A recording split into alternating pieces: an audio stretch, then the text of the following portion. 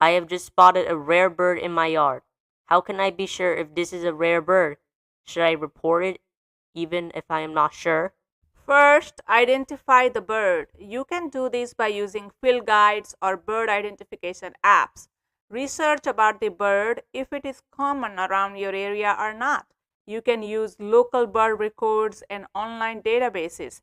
Even if you are still unsure, report the sighting either by social media, online communities, or even contacting local bird organizations.